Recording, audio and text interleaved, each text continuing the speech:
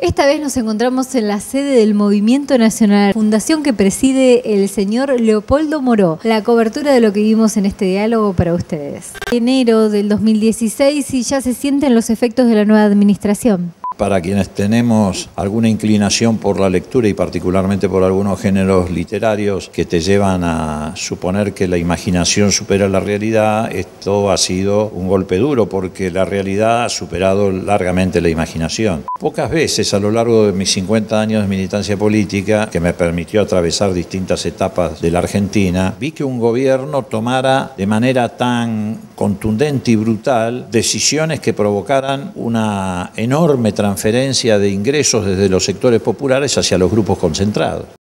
Frente a un conservadorismo moderno como alguna gente podía suponer. Estamos frente a un neoliberalismo que está dispuesto a llevar hasta las últimas consecuencias un programa económico que tiene como primer fundamento hacer caer en picada el salario de los trabajadores argentinos y de todos los argentinos que tengan ingresos en pesos. Pueden ser asalariados, jubilados, cuentapropistas, profesionales, y esto se traduce en realidades muy concretas. Cuando deciden eliminar las retenciones, produjeron un impacto en la cadena agroalimentaria que rápidamente llegó a los mostradores y las góndolas de los supermercados. La devaluación trajo aparejado un aumento significativo del valor de los productos industriales, por la razón más obvia, que es que se encarecieron los insumos, los bienes de capital, etc. Incluso con los anuncios previos a la devaluación. Por eso yo digo que hubo dos oleadas de inflación macrista, la que se produjo a partir de los anuncios de quienes ya habían ganado la elección, pero anticiparon las medidas, y la que sobrevino después de que efectivizaron las medidas. Bueno, ahora los anuncios en materia de aumento de servicios públicos y también servicios privados van a provocar una tercera oleada, porque no es solo que va a aumentar las tarifas de gas, de electricidad, combustibles, sino que van a aumentar el resto de los servicios. De hecho, ya está ocurriendo el garage, la prepaga, el servicio de cable, en fin, todo lo que son servicios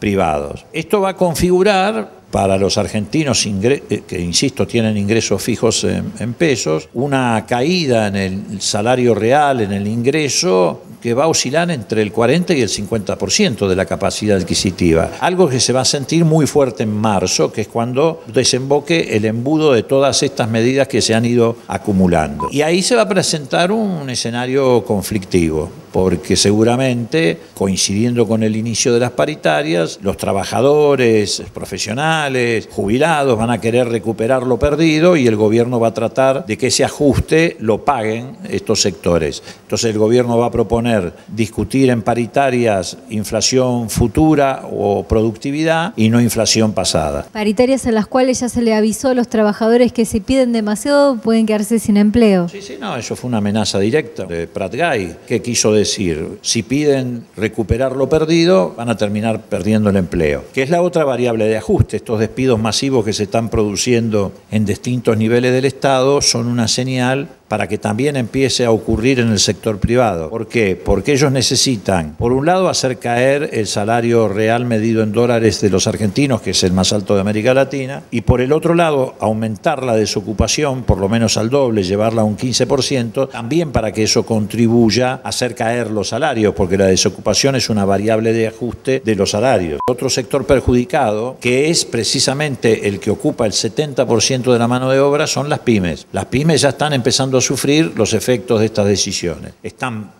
perdiendo capital de trabajo como consecuencia de la devaluación y teniendo muchísimas dificultades para el financiamiento, porque han subido mucho las tasas de interés bancario, los descubiertos tienen un costo de un 50%, y del mismo modo que el financiamiento de tarjetas de crédito, que son mecanismos que las pymes usan habitualmente para financiarse. Eso va a desembocar también en un proceso de pérdida de fuente de trabajo en las pequeñas y medianas empresas en el mediano plazo. En lo inmediato no ocurre porque todavía tienen un pequeño colchón, y además porque en las pymes es donde más le cuesta a un empresario desprenderse del trabajador, porque es casi un amigo, no es el anonimato de las grandes empresas. Pero las pymes están condenadas a una situación sumamente difícil. Hablemos de los decretos entonces. Los decretos son la consecuencia de esto, es decir, este plan de ajuste económico, que reitero, significó un traslado de ingresos brutal hacia los grupos concentrados, forman parte del blindaje que ese plan económico necesita. Blindaje mediático, es decir, que se oculte la naturaleza de lo que está ocurriendo. Vos fijate que de la noche a la mañana de los medios ha desaparecido la palabra inflación junto con la palabra inseguridad. Necesita protección judicial y necesita que el Congreso se transforme en un cementerio para que puedan tomar con impunidad estas decisiones. Necesitan que se apaguen las voces críticas, por eso también han modificado ilegalmente por un decreto de necesidad de urgencia la ley de servicios audiovisuales, de modo tal de uniformar en una sola voz la traducción de las medidas que se están adoptando. Necesitan domesticar definitivamente el Poder Judicial, por eso intentaron meter por la claraboya a través de un decreto de necesidad y urgencia a 2 miembros de la Corte en comisión, designándolos en comisión, que eso era un tiro por elevación para algo mucho más grave. Si eso hubiera pasado, es decir, si se designaban 2 miembros de la Corte en comisión, que fue una maniobra que felizmente se frenó, dejaban sentado el precedente para designar el 4 de febrero 200 jueces en comisión, porque el 4 de febrero caen 200 subrogancias y por lo tanto quedan vacantes 200 juzgados de todos los fueros, del fuero laboral, del fuero de la seguridad social, del fuero comercial, del fuero contencioso administrativo. Entonces, si hubiera sentado el precedente de que 2 miembros de la Corte entraban en comisión, por el principio de que el que puede lo más puede lo menos, el 4 de febrero te metían 200 jueces en comisión en esos juzgados. Ese fue el tiro por elevación que intentaron llevar adelante. Y después está la persecución política, ¿no? Que es otra pata de ese blindaje, que se traduce en el hecho de perseguir ideológicamente, sentando un precedente gravísimo porque nunca había ocurrido en los 32 años de democracia. Ni siquiera cuando Menem ejecutó una política neoliberal había ocurrido eso. Lo grave es admitir, como admiten públicamente, la persecución ideológica. Más allá de la situación laboral, si tenés contrato, si no tenés contrato, si es trimestral, si no es trimestral, si sos planta permanente, sos planta transitoria, más allá de esa circunstancia, que cada caso amerita estudiarla o no estudiarla, lo grave es decir, los echamos porque son kirchneristas. Igualmente grave sería decir, los echamos porque son radicales, los echamos porque son peronistas, los echamos porque son socialistas. Sí, los echamos porque son kirchneristas o porque militantes, como si fuera un delito. Yo no sabía que en la Argentina existía el delito de ser militante. Pero bueno, eso también es un clima de época. Vos fíjate que hace unas horas atrás, Tribunal Superior de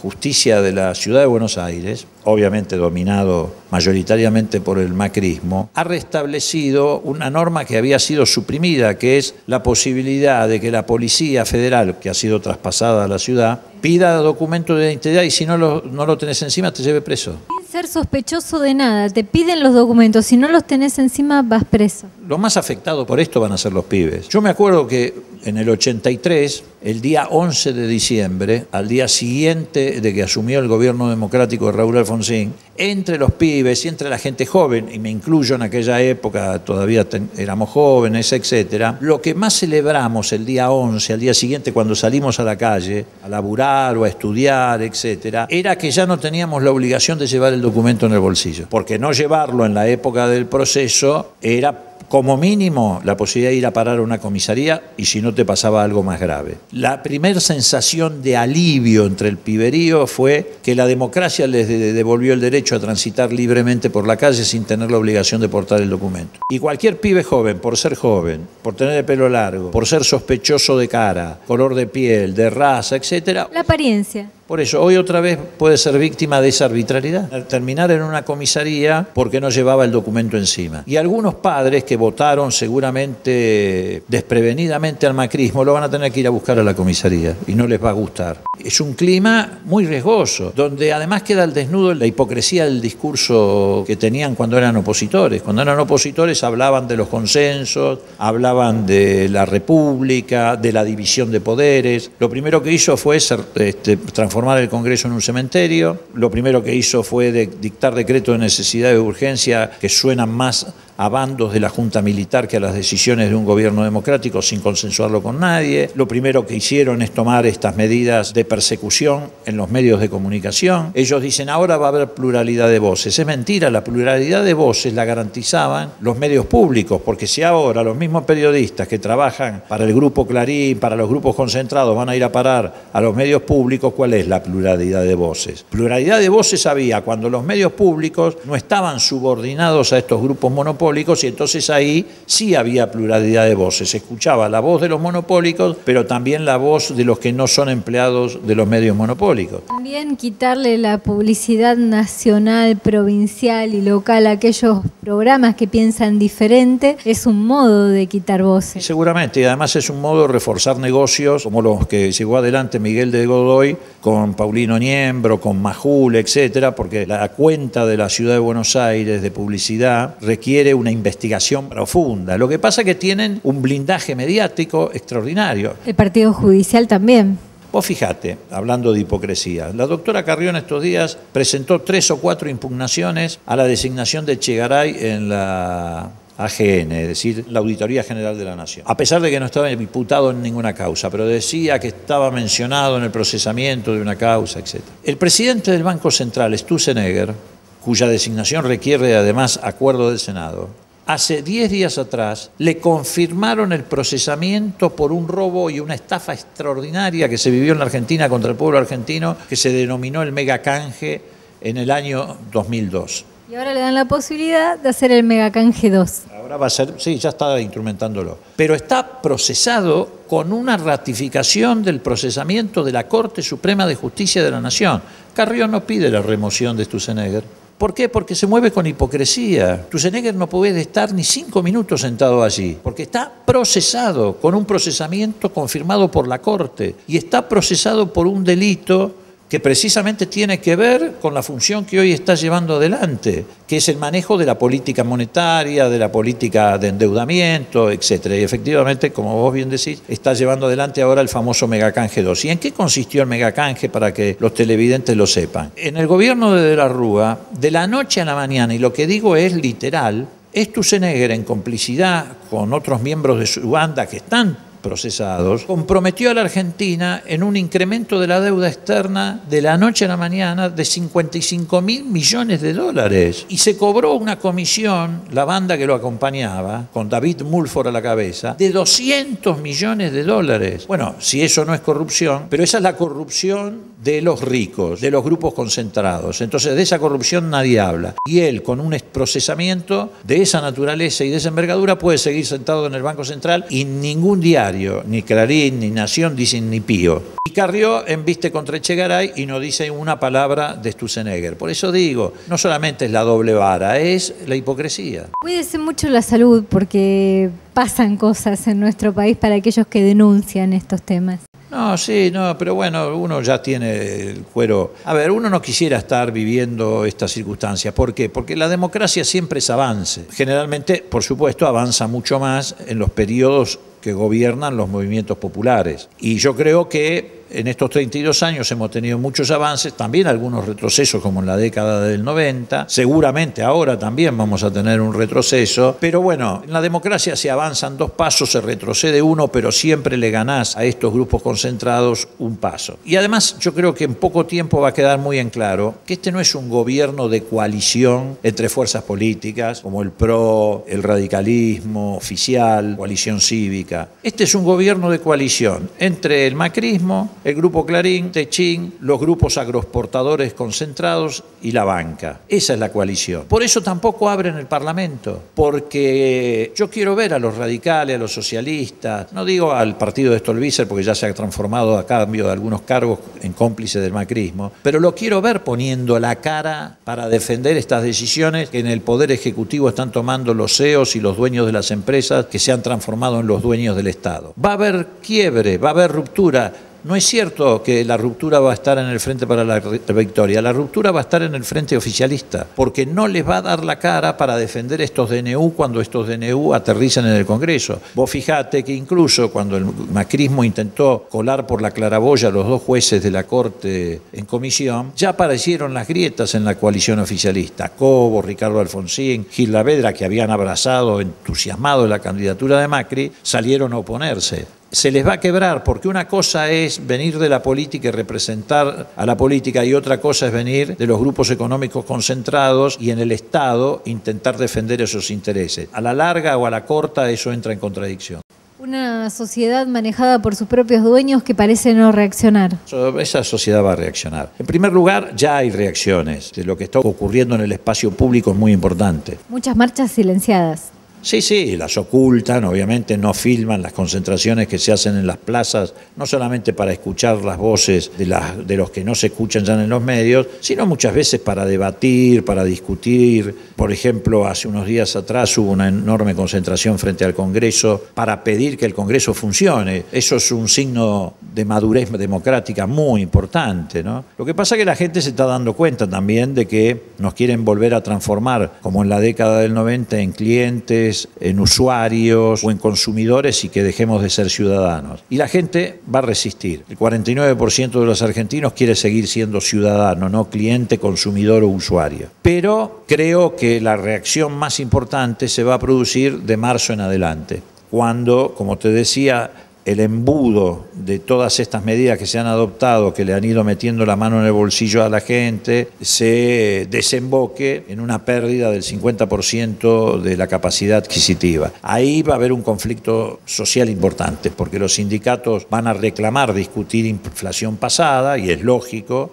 y el gobierno no va a querer. Incluso ahí la amenaza de Prat-Gay de que si piden aumentos salariales van a perder empleo se va a materializar, y es probable que aparezca el famoso código de comportamiento, de seguridad, etcétera, para reprimir esas protestas. Porque reitero, todo tiene que ver con todo. No es que quieren sacar de la calle a quienes entorpecen por un rato el tránsito. Con ese argumento lo que quieren es volver a montar un aparato represivo, porque ellos saben mejor que nadie que la gente va a salir a defender sus derechos. Y ya en los barrios se siente la desprotección del Estado. ¿Por qué? Porque cuando vos tenés un Estado amigo de los mercados, como es el Estado que se está tratando de estructurar, ese Estado se transforma en enemigo de la sociedad. Y la sociedad ya está sintiendo esa desprotección. Están apareciendo dos cosas que a lo largo de estos 2 años habían desaparecido. El miedo a perder el empleo y el miedo a que te metan la mano en el bolsillo y te hagan caer el salario. Esas dos cosas habían desaparecido y ahora están otra vez presentes en la sociedad. En este proceso también estamos aprovechando la ocasión para ver el importante acto que está realizando. Sí, el domingo vamos a llevar adelante en Parque Rivadavia a las 18 horas un encuentro donde no vamos a hacer retórica. Nosotros creemos en el ida y vuelta, lo denominamos Asamblea del Proyecto Nacional y hemos pedido a la gente que vaya con preguntas por escrito, con reflexiones breves, por supuesto, porque va a ser un encuentro importante, multitudinario, porque creemos que el espacio público debe ser ocupado por la sociedad. No recordamos, ni aún en los peores momentos, un Estado que haya sido tapizado de la manera que ha sido tapizado por CEOs y en muchos casos por dueños de las empresas. Porque hay que seguir esclareciendo y elevando el nivel de conciencia. Y si ellos, el gobierno, este gobierno autoritario, cierra los canales de comunicación, nosotros los tenemos que abrir. Y el único espacio que nos queda es el espacio público. Y las redes sociales. Y las redes sociales, que son muy efectivas también para las tareas de esclarecimiento y para promover estas convocatorias. Sabemos que esto tiene consecuencias porque esa gente va allí a destruir las políticas públicas que en estos años se construyeron para engordar la billetera de sus empresas. Y además tenemos que tener en claro que esto significa que de aquí en más el Estado va a ser amigo de los mercados y por lo tanto vamos a tener un Estado enemigo de la sociedad. Las convocatorias que se han promovido, algunas de 20.000 personas, 25.000 personas, se han hecho básicamente a través de las redes sociales. Y la difusión de lo que pasó ahí también se hizo a partir de las redes sociales porque no aparecía ni un camioncito de exteriores de ningún canal de televisión. Cuando hablamos de los decretos de necesidad de urgencia, Cristina era una dictadora porque los utilizaba. ¿Cuántos tiene el presidente Mauricio Macri a la fecha?